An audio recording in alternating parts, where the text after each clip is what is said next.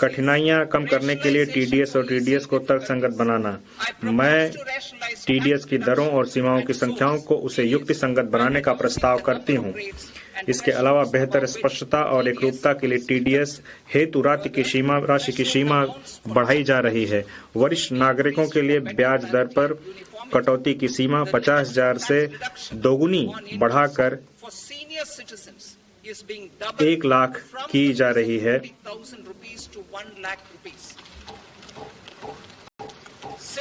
इसी प्रकार किराए पर टीडीएस के लिए वार्षिक सीमा जो कि 2.40 लाख से बढ़ाकर 6 लाख कर दी गई है।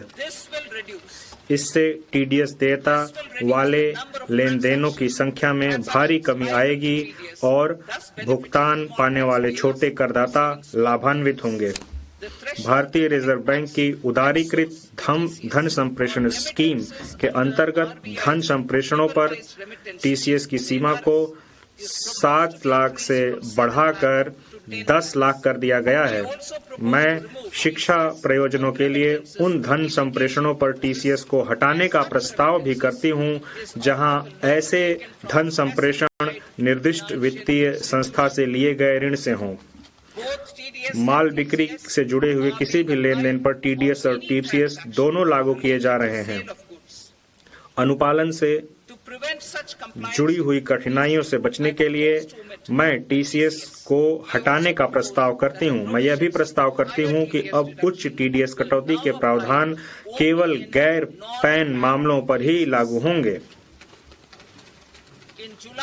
जुलाई 24 में विवरणी दाखिल करने की नियत तारीख तक टीडीएस के भुगतान में विलंब और गैर आपराधिक कर दिया गया था।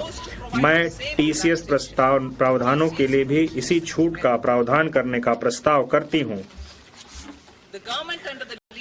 माननीय प्रधानमंत्री मोदी जी के नेतृत्व में हमारी सरकार सबका साथ, सबका विकास, सबका विश्वास और सबका प्रयास के मंत्र में आस्था रखती है।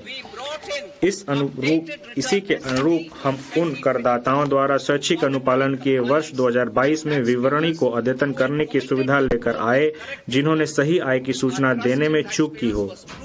करदाताओं पर हमारा विश्वास सही साबित हुआ। लगभग 90 लाख करदाताओं ने अतिरिक्त कर का भुगतान करते हुए स्वैच्छिक रूप से अपनी आय संबंधित ब्यौरों को अद्यतन किया। इस विश्वास को आगे बढ़ाते हुए मैं अब किसी भी कर निर्धारण वर्ष के लिए अद्यतन विवरणी दाखिल करने की समय सीमा को मौजूदा 2 वर्ष से बढ़ाकर 4 वर्ष करने का प्रस्ताव करती हूँ।